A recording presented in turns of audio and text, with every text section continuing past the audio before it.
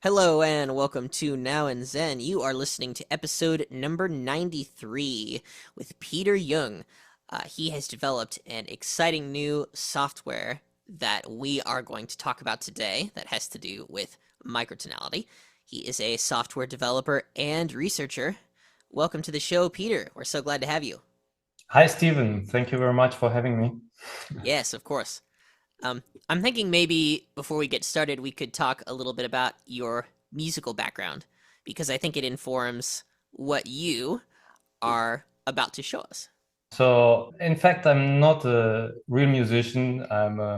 So my background is in physics, and I was working with computers most of my life. And recently, like 2 years ago, I fell in this rabbit hole of microtonality and tunings.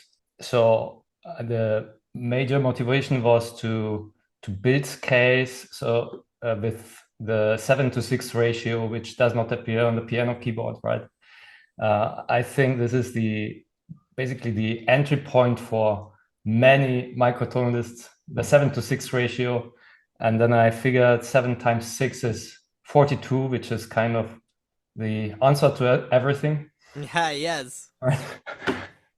So it's and it's not available on the piano keyboard, so it's also a mystery. So I wanted to figure it out, and also I wanted to kind of build scales that are consistent with the musical tradition. Like what I often see is you have a lot of. I don't like the term microtonal because microtonalists often think or often express their desire to have more than 12 pitches in the octave, right? Yes. But I don't think that's really what people want. They want different pitches because it gets more than seven normally is overwhelming. Like in most cultures, we use those seven notes in a scale, not more. Sometimes five, sometimes seven. And so I wanted to know how to build a scale that has a small number of scale degrees, but has the 7:6 ratio in a prominent form in it. So that's how the journey started, and the outcome is also a tool that allows the user to make this process simple to discover new scales and to not deal with Scala files and tune every pitch individually, because it becomes very complicated when you change one pitch, then the interval relationship to all the other pitches changes, and it basically destroys the scale if you do not adjust all the other pitches too. So I dreamed of a tool where you can turn knobs and then it retunes the whole scale. Um, and I learned about Irv Wilson's work on the Moss scale, and also tried to think about where the Western scale comes from, everything. So what you see is the result of this work, and maybe, well, it's not the final result. I would say it's the start of a journey, because this, I think, opens up a lot of new perspectives. I see that your software has maybe incorporated a lot of the mathematical structural ideas of how to build scales, as you've discussed. What do you think is really different about this app compared to others that might exist out there? By the way, this is called PitchGrid, right? Yes, Yes. yes. The app is called PitchGrid because that was the best name I could come up with. I'm not an expert in finding good names, so if someone has a better suggestion, maybe I will rename it. So yeah, that tool. Do you see my mouse moving on this? Yes. Okay, so it's basically a MIDI effect. So what comes in is an untuned MIDI signal from your controller, and it will generate an output that is an MPE signal, or it can be MTS ESP, or if you have a monosynth that does not speak MPE, then you can use a mono signal. Basically, this is more complicated than I would like it to have, right? I would like to have one output format, but we live in a messy world where everything is built around the 12th. The MIDI standard does not allow to microtune properly. So that's why setting this up is a little bit more complicated than necessary. And then you have the preset section. And basically what you see is some rulers, some knobs, and these knobs control the whole tuning. So and what you see here is basically a pitch ruler where you see the nice just ratios. Yes. And here below is essentially the pitch grid. I call it the pitch grid. It's a two-dimensional regular lattice. So essentially we are dealing here with two-dimensional regular tunings, but with the specialty that every scale is a path on this lattice. So the Western scale would have like 5 large steps and they go in one direction, and then 2 small steps that go in the other direction, and then you end up on the octave. And the pattern is always like 2 large, 1 small, 3 large, 1 small. So this is the defining feature of the Western scale. And now you can basically use this skew, I call it skew parameter. Normally it's called the generator, but Right. I think generator sounds so technical. And skew is more like, okay, you can you skew the lattice and it's more approachable, I think. So if I turn this knob, you see how the lattice gets deformed. Yeah. And how the pitches change. So we started with the 12th, and now if we make the 5th degree fit the 3:2 ratio, we are in Pythagorean tuning. Yes. Right. And so here's the C major chord in Pythagorean tuning, and you hear that the major third is not. Do you hear that it's not very clean? Yeah. Yeah. So now if it's very simple to go to mean tone, which has a much nicer a just major third. So you don't need to load Scala files or anything. You just visually adjust the knobs so the pitches on your lattice are close to the just ratios. Yes. And I see that in the visual interface, you have, of course, the scale in large and small steps, and that's also listed in the area sort of in the middle right that says sequence. That gives you a few statistics there. Yeah. Yes. So this is the info pane where you see some information. So you see that you are in a system that has 5 large steps and 2 small, and we are in the second mode of the scale right now. So mode is basically what the name says, and we know all the different church modes of the Western scale. Yes. And you can do this by shifting the lattice up and down. So you can basically change from, you have Locrian, Lydian, Ionian, everything in here, major, minor. And as you shift it up and down and other notes appear, you get the new structure. That's wonderful. Great visual for seeing how those change. So my guess too then is if you're numbering modes, that you might also do that by brightness. And for those of you who are unaware, that's when you have different rotations of a scale, but then if you're counting from the root, there's one mode where like all the notes will be the highest they can possibly be compared to that root, and then there's another one where it's second highest and then third highest. And so the one where all the notes are the highest would be the brightest, and then the one where they're all the lowest possible would be the darkest.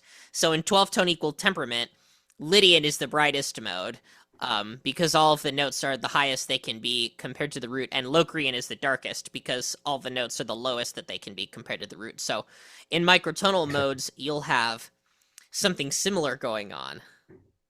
Yeah. Yes, exactly. So if I now change the skew parameter into, I can enter areas that basically are non-diatonic. So here we would have 5 large steps and 3 small. Yeah. And then the modes work the same way. So this is the bright one because, no, sorry. Well, right now it starts with a small interval. So this is the dark, would be the dark one. And then you move it up. And now you have all the large intervals in the beginning. This would be the bright one Right. Yeah. in terminology.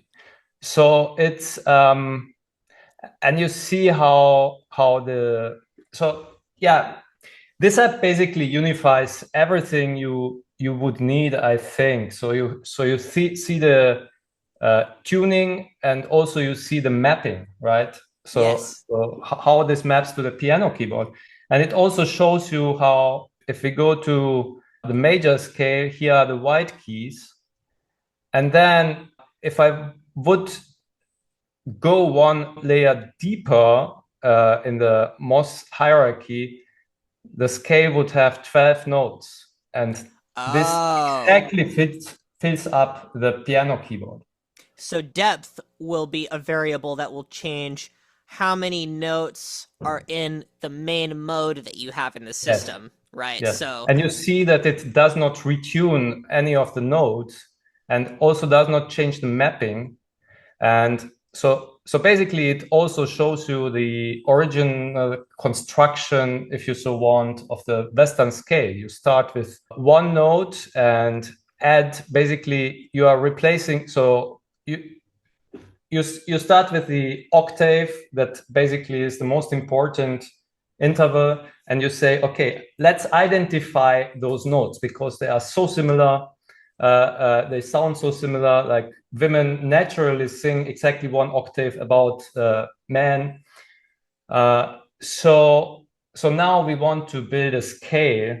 So what are the notes that we pick? And we base this like Pythagoras by starting with the 3:2 ratio with the G. And then if we add one note, this is our next note, right? So we have, yes. oh, sorry. So this is our first interval, and now we want to systematically build a regular scale on top of this. Then what we do is to replace the large interval by a copy of the small one, and then so we divide the large interval into a smaller one, which is the same size as this one, plus plus the rest, which becomes the Yes. new small interval. Yes. And this you do by going depth one deeper. And now you Hmm. see what I mean. So now you have a scale with 3 different notes. And if we continue the process, you are in pentatonic. So you have all the pentatonic modes here by going up, Oh, down. I think I get it now. So the depth refers to the number of MOS scale you are on. Exactly, like in the MOS Very logic, good. you go one step deeper in the hierarchy. I think that's a good name for that. And I also like the name skew for generator, even though I think maybe more people might know the word generator than you suspect. But skew really works with your interface. So let's maybe talk about units and things. I think that might be interesting, and maybe Sure. explore some interesting possibilities. So it looks like skew there. Uh, in terms of units, what are you looking at there with 0.58? Is that just like a how much through the octave it is, if the octave is 1? Yes, it's basically the value of the generator, or in this case, the G. Yeah. As like if the octave is 1, then G is now at 0.58, I right? think I So think so you've now yeah. you shift it, and Yeah. so the whole Ooh. area is basically from 0.5. You can shift it through 1, and you you don't need to go below 0.5 because it essentially leads to the same structure. So it's just swapped vertically, and you get the same thing. So I chose to reduce the range to 0.58. And then the naming on the labels is, I think, because 12th is what everybody knows, Yeah. and the Western diatonic scale. I name the notes according to the Western diatonic logic. Hmm. When I am in the area uh, of the diatonic world, and I'm changing the naming convention when I leave that. Right. So, and the logic changes to having scale degrees. So the naming changes, but the logic is exactly the same. You have scale degrees 1, 2, 3, 4, 5, Yeah. and then some notes are raised. Like here you have 3 sharp, and Right. then the regular 3 is down here, and you Right. can and it appears in a different mode, right? So this was has the 5 flat, and this mode would have the 5. So then those numbers that you have for the scale degrees, if they go up and down, then a sharp or a flat will just cause it to move up or down by a chroma. Exactly. And chroma is basically moving in another direction on the lattice. Yeah, like a third direction. It would be, I want to say L minus S, right? If like L is a large step and S is a It's small always step. L minus S, exactly. Excellent. Okay, and that's very consistent. I wonder if there are some options I'm wondering about, even as we continue to talk. It might be really cool to look at some weird spectrums that aren't diatonic. But before we do that, we'll go over some more of the interface. I also was wondering, you have letters for 12 tone categories. Is it possible to toggle that and always have it be numbers? Maybe. Not yet, but yeah, we could introduce that as a feature. Yeah, that could be. You could see the transition So between scale degrees that way, in theory, and I can know that some people might want to see that. My helpful suggestion for skew there would be to change it to a cent value. I don't know if you've thought about that either, but I feel like a lot more people would know what the cent value is than how much through the octave it is. You know what I mean? yes, I think it's a good idea. Well, You got stretch in um, sense. Yeah. well, you have stretching in sense. So I don't want to change the value that appears here. Well, actually, it would be easy. Yeah, why not? But then basically, if I stretch the scale, you see what happens, and then Oh, that's great. only the ruler mark changes. So skew parameter, maybe it should stay the same, because if I stretch, then this number would change, but the Oh, ruler would not, right? I see what you're saying. Dial would not. What we're doing, by the way, for those of you who are listening to audio only, this is a relatively visual episode, so I would suggest watching the YouTube video if you can. But what we're doing is we're playing with the octave stretch and generator size, which is called the skew size in this software. And I think maybe the question we're asking is, when we change the octave stretch size, if the skew should change along with it so that you have the same proportion everywhere, or if the skew should stay the same. That's a really interesting question. I don't know if there's a standard for that, but Maybe it would be nice to have both and you could toggle it with an arrow or to toggle it with a checkbox or something. Okay. More work for you, of course. Yeah, it's a feature request, so it's noted. Yes. What does the optimize button do in the scale and tuning window? We have a window that has depth, which describes how many um, rings of the MOS scale we're on. We have root frequency that gives us the main frequency we're tuned to, stretch, octave stretch, and skew, which gives us the generator size. So now I'm curious to know about optimize. Oh yes. So optimize is a power feature. So the main struggle that I think Western music has since a couple of 100 years is to find a compromise between just intonation and regular tunings, right? And this is the whole thing that regular temperament theory deals with. Yes. And so the optimize here button here allows you to solve the regular temperament theory problem, but in a much easier way, and to revert by reversing the problem. So what regular temperament theory does is it starts with just intonation, and then it tries to figure out what are the good regular temperaments for it. And in particular, the good equal divisions of the octave.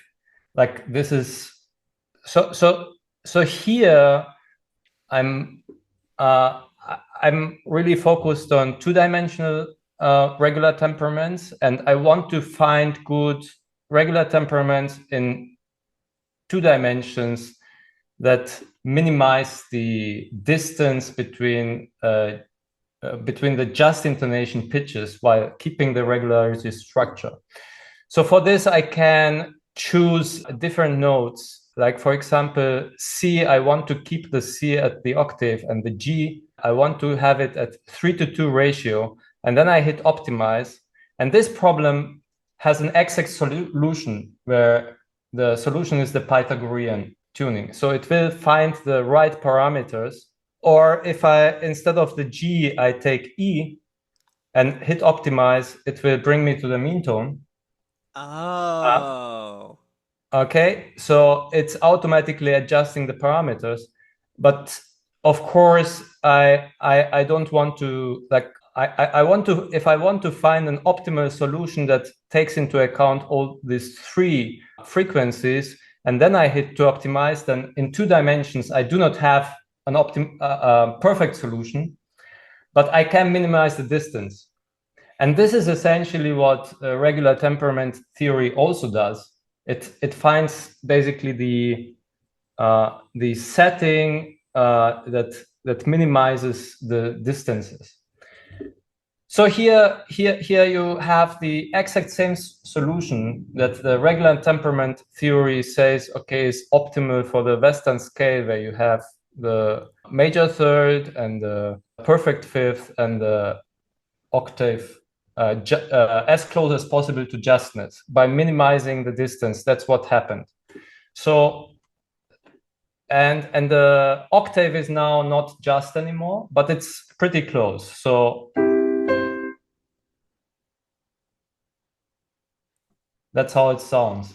Wow. I didn't even expect, for me, that seems like a lot of power in the optimize button that I didn't suspect was there. I'm really impressed. So, what you're saying, I could be misinterpreting you, but in regular temperament theory and in projective tuning space, that concept of getting as close to just intonation as possible can be slightly different depending on various parameters. And I think the Yes. conventional wisdom is that it might be optimal tuning, which adjusts for octaves Yeah. and weights. Maybe does it weight a little bit differently based on whether it's 5 limit or 3 limit, or does it weight equally for all the primes?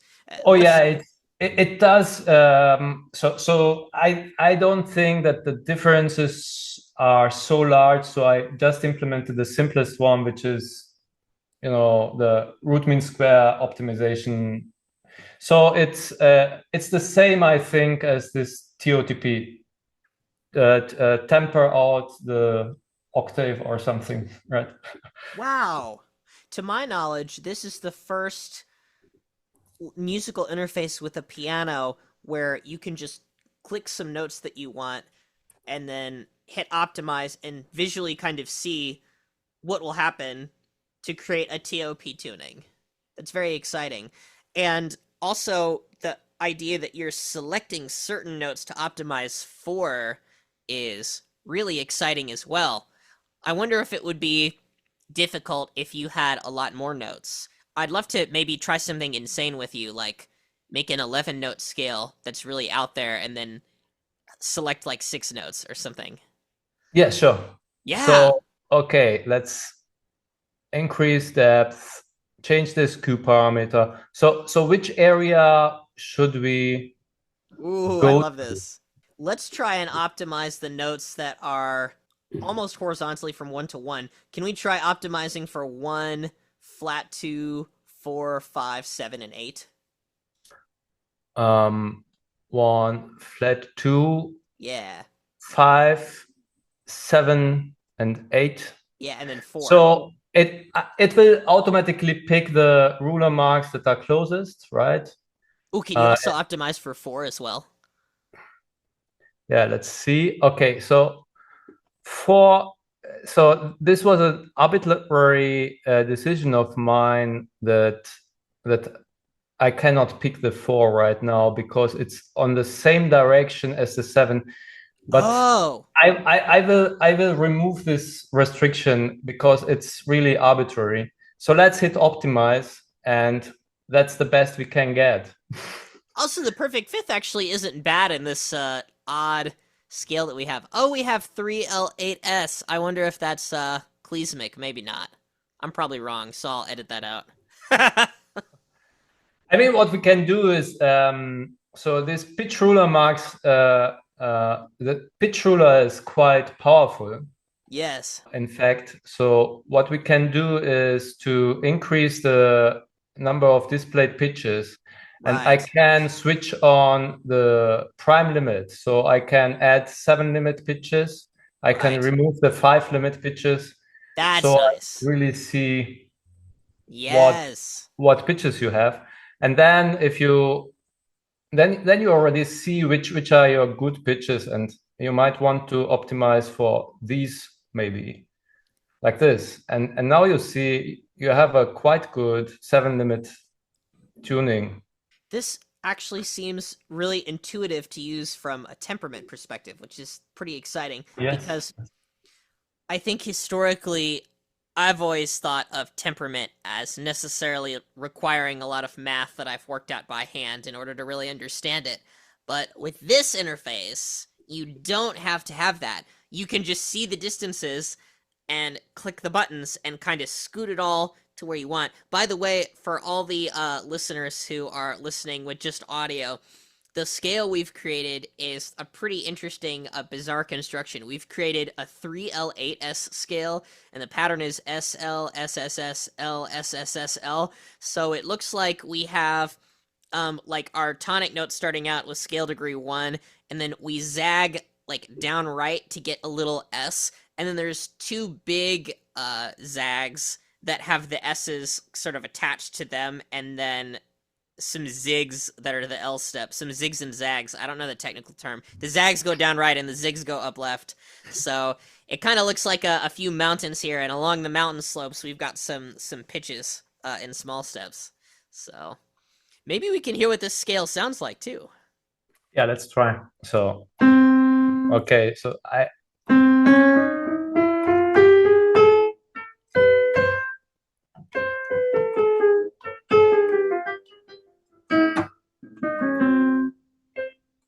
Oh, neat. so so the nice intervals.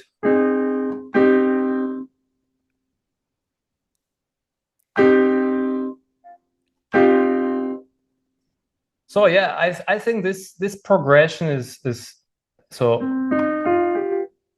It's nice because it's from the harmonic series. So if you think that the tonic right now is the sixth harmonic of a lower note, and then this one is the seventh harmonic, then this one is the eighth harmonic,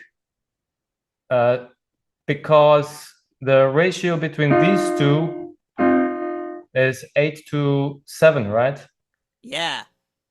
And then the next one is 9 to 8. Yeah. So this is straight out of the harmonic sequence. We found a nice scale. Yeah, I'm surprised we got 7/6 in there with what we decided to do. That's pretty exciting.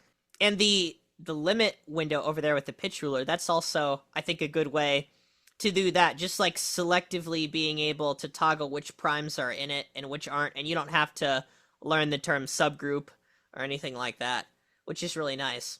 Now, I also see you have some other tools in the pitch ruler marks area.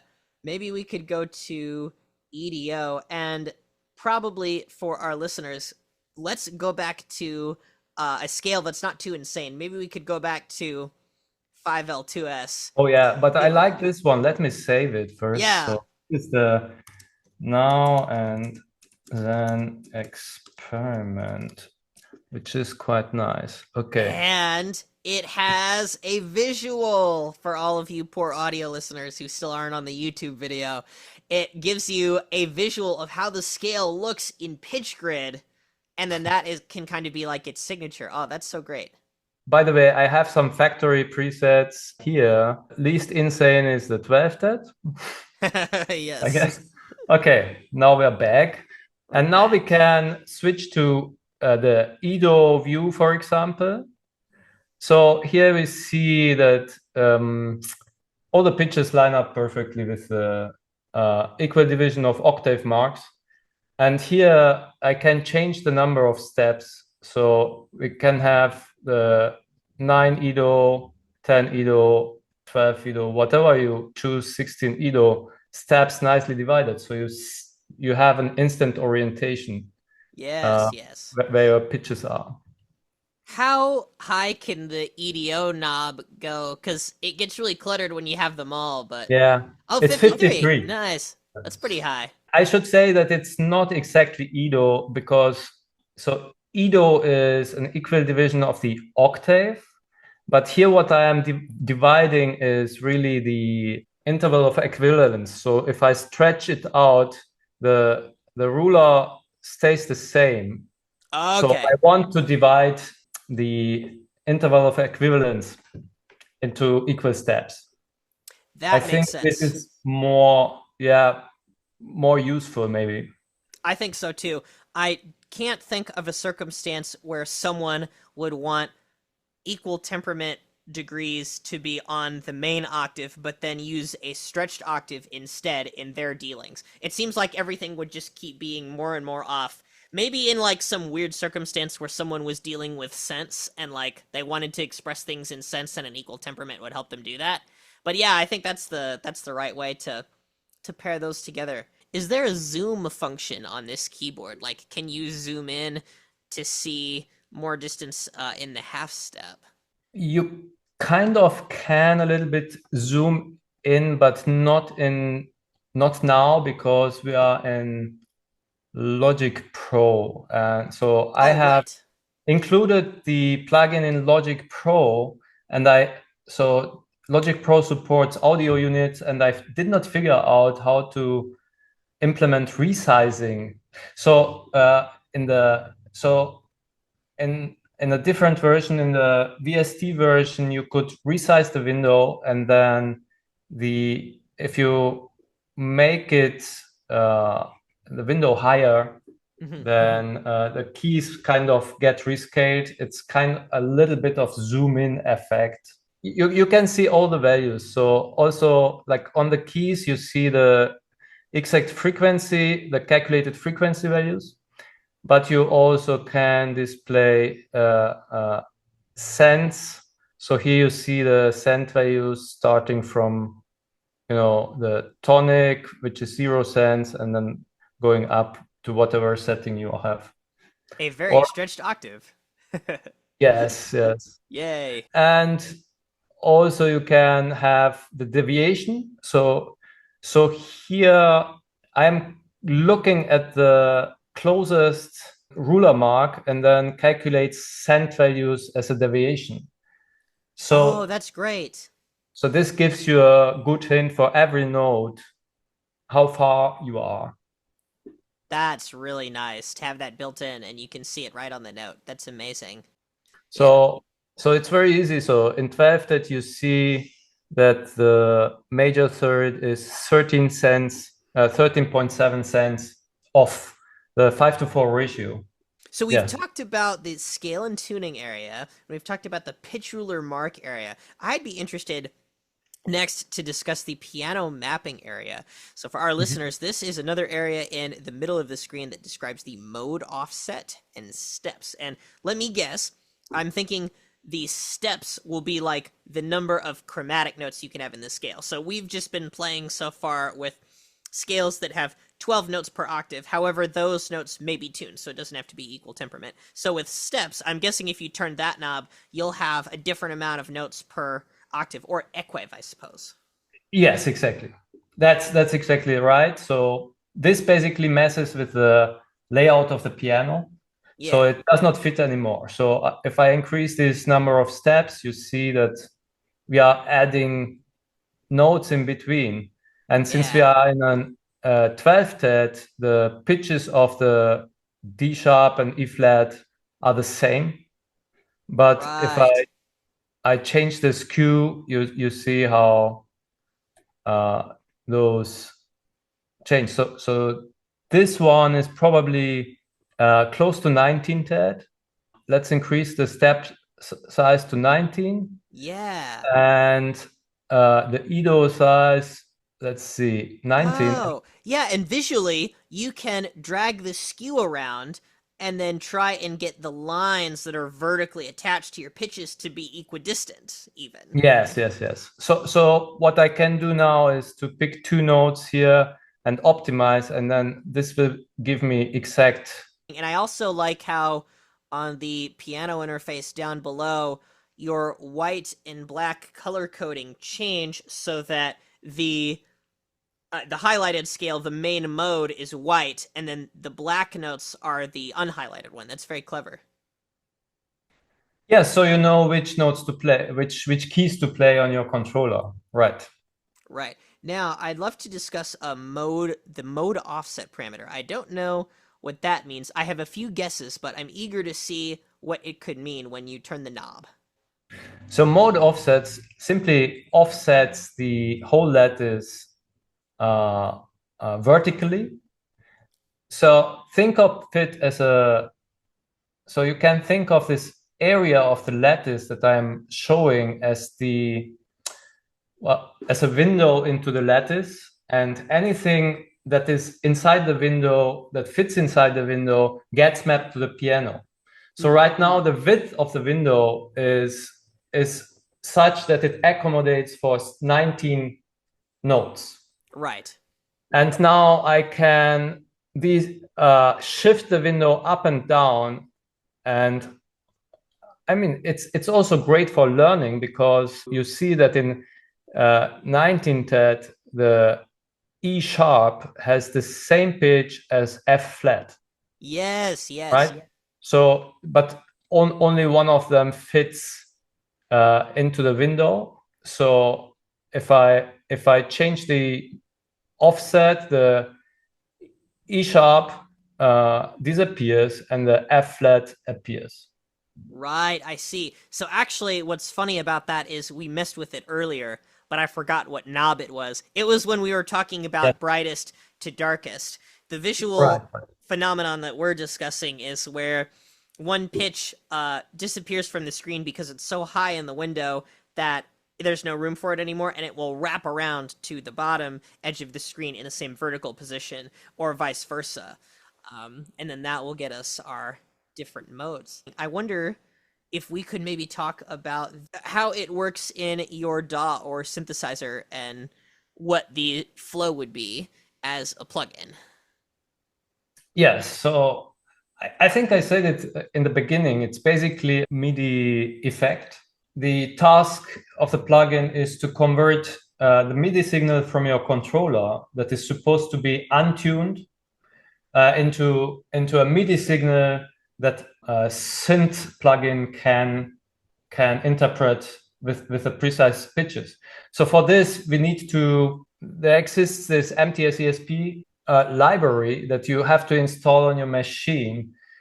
And this basically runs in the background, and the plugin then serves as an MTS master. So master means that it defines the pitches of every MIDI note number. And then this information gets shared to any plugin on your system that also listens to these MTS signals. So to every MTS client, it's a global setting. So Right. it's not with MTS ESP, it's not possible to have different tunings at the same time, for example. You also can use MIDI MPE, and MIDI polyphonic expression allows you to also use microtonality. So the limitation that MIDI has is that it only allows for one pitch band value per channel. So in order to use microtonal to use MIDI for microtonal applications, you need to use multiple channels. Yeah. And so what the plugin does is to calculate the pitch band, the correct pitch band to tune your synth to the exact right pitch. So this has advantages, disadvantages, but so the important point here is to set the pitch band range here to exactly the same pitch band range that your VST plugin uses, that your MPE-enabled plugin uses.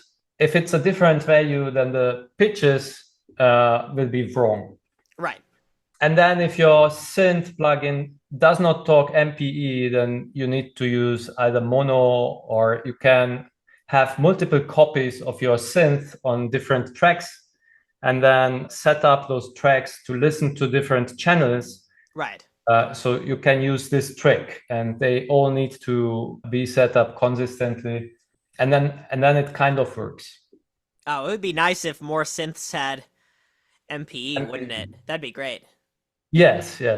So what synth are you using right now to play the piano sounds through PitchGrid? Like, what's your setup currently? Yeah, so currently it's Piano Tech, because it's a nice sounding piano sound that is synthesized. So it supports MTS ESP. Also the plugins from Yuhi, like the Zebra LED and Triple Cheese. I like those. They also support MTS ESP. Yeah. Surge XT also supports MTS ESP, but I like to use Surge XT more with the MPE setting. And this is because it allows to have better control of the pitch band value. So using MTS ESP, you do not have control over the pitch band value. So the pitch band value directly reaches your synth, right? But if you have a scale that has different pitches, you want to have the maximum pitch band range on your controller to match the next note in the next scale degree. Yes. So I have implemented this with the MPE setting, and for this I can switch to a different synth. What I like to use is Sumo by Madrona Labs. Oh, Sumu. I've never heard of this. I'm used to hearing about all the synthesizers that people use because there's just the same ones over and over, but I haven't heard of this one. Really nice. And so this Madrona Labs has a collection of nice synthesizers that I recently discovered. And okay, let me set the synth up. So Yes, that C to G sharp was good. okay, where is the octave? Yeah, so this would be Sumo with MPE. There's one piece of the software that I realized that we haven't talked about, which I'd love to talk about briefly with you before maybe a bit Sure, of sure. metaphysical, philosophical stuff, and that would be transposition. Can you transpose to a different key, and can you change any key you're on to any root frequency? I thought it's not necessary because you can simply change the root frequency. Oh, right. So you can set it to any value. So you can set this instead of C, you can set it to, I don't know, 440 hertz. Yeah. Then you have this is now the A, and the scale. Let's go back to the 12th. This is then C major, right? Yeah. No, it got somehow retuned. Yes. Anyway, Oh, you want to tune that to 440 and then play the scale in it, is what you're saying. yeah, yeah. So you can transpose it, and so all these knobs are also exposed to the DAW, so you can automate them. So uh, Yes! you could retune them in real time. So I'd love to discuss maybe some of the inspiration behind this software too. What I saw maybe that you were thinking about using this with the Ekis. Um, do you think it would work with Yes. the? I think it would work with the Lumitone as well because it's just dealing with MIDI data. But I don't know if Yes. you have like a philosophy around certain tools or what sorts of things you want to create for people to use. So what I figured out is that the one of the most complicated parts and is really the mapping to the controller. So as soon as you go to isomorphic controller, all the MIDI note numbers on your controller are distributed in a totally different way. So the mapping would need to be re-implemented accordingly. So in a future version of this plugin, I plan to also provide mappings to other controllers. In fact, I'm working on ways that are clever that how to do this. But right now, so I decided to pick the piano keyboard because everybody has it at home. So Right. the X Squeeze controller is in fact something that I discovered and researched for my microtonal needs, and also I developed some software for that, which you can find on the pitchgrid.io website. It's implemented in this VCV rack that has a module that directly connects to the X key and controls it. And it would be possible to also have this plugin to connect to the X key, which maybe someday I will do. But yeah, it depends on priorities. Right. And also, Yes. like, if there is someone in the community who would like to contribute, like, please DM me and we can maybe build it together. So it's not everything on my shoulders. Yeah. Would you say you would be on Discord in the microtonal groups, and maybe that would be a good way to find you? Yes, yes. So you can find me there, definitely. And also, yeah, I think I'm here on with my full name. Yeah, Peter Jung X. If you search for Peter Jung X or simply PJ on the Xenharmonic Alliance Discord, you will find me. Right, right. I guess when I think about Ekis and Lumitone and maybe other controllers, in my mind I'm always like, oh, mapping the pitches is kind of on their end, and so then everything comes in the same. But I'm sure there are a lot of unforeseen issues that I'm not thinking about at all. Like, for instance, I know that when you're building apps for something and you try and format it to different VSTs, that you basically have to do it like differently for each one, and it just sounds coding wise, it sounds insane. So it's like, Right, right, right. It's just work that needs to be done. And I mean, the two-dimensional nature of this regular temperament and the lattice offers, of course, suggests a natural way of mapping those scales to those controllers. So it's really just needs to be implemented. Yeah. Yeah. Well, this it definitely seems like a fantastic way to do that. It's also interesting to compare it to other softwares too, like Infinitone, because I'd say Infinitone maybe provides less about the numerology and is more about diving in and morphing between scales. And you've got more of the established system in there, but it's still easier to use than the current tools in most cases. Is there a way to rename the notes in the scale?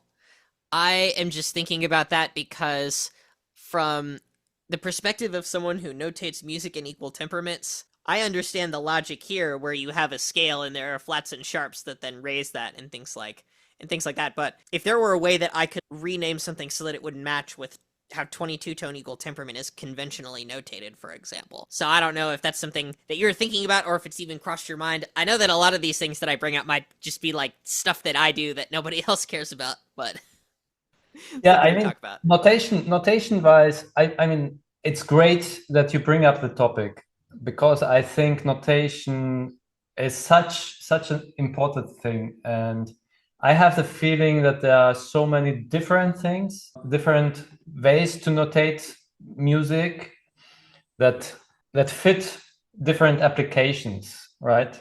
Right. But everything, like, if you cater to the needs of musicians who were raised in the Western musical culture, the center is really the Western notation system. So you Right. tend to introduce notations that relate to it. Right. So this system, what I have learned and what I think about notation right now is the following: that basically the Western tonal system and also the notation we use is in reality also two-dimensional. So you have the diatonic note degree, which defines the line on which you notate, and then you have the chromatic, the chroma steps that add accidentals or that basically defines the other dimension, right? Yes. Um, so so this directly translates into the two-dimensional regular temperaments into Mohs scales, and it naturally leads to a notation system that works for every Mohs scale. So Yes. if you basically go leave the area of the diatonic notes, you still can use the 5 lines, and you replace the violin symbol with something else that basically fits your particular taste and scale. Maybe you write, okay, this scale has 5 large steps, 3 small, and Yeah. it's the second mode we are using, and then everything is basically clear. You can use those sheet music, and you have an understanding what this is supposed to mean. Yeah, what I you're think touching it's very on. elegant. So you don't need anything besides very basic. It's already like the notation system we use and learn in school already perfectly fits this scenario. You don't need to invent anything new. It's funny that you mention that. I'm not sure if you're aware that this exists already in the Discord, but they've taken this idea of staff lines that are built around the MOS scale to the Yeah. conclusion of diamond MOS notation. I think it works really strikingly as a visual showing you what an MOS scale can do. Well, I think that's about all the time I have for today. So I was Okay. wondering maybe if you could talk about how you'd like to invite people to beta test this software or where people can find you in your work. Any kind of last shout outs or plugs that you'd want to put in. Yes. So you can find me on Discord, as you said, and please reach out. Or you can write me an email. You can find my email address on the pitchgrid.io website. Hmm. And maybe if you allow me, I would like to demonstrate another feature, which is Yes. a basically hidden feature which you maybe will like. Yes. Um, Absolutely. okay, so this feature is about destroying the lattice. So Oh boy. that's why it's hidden in the menu, and Ah. it says snap to ruler marks.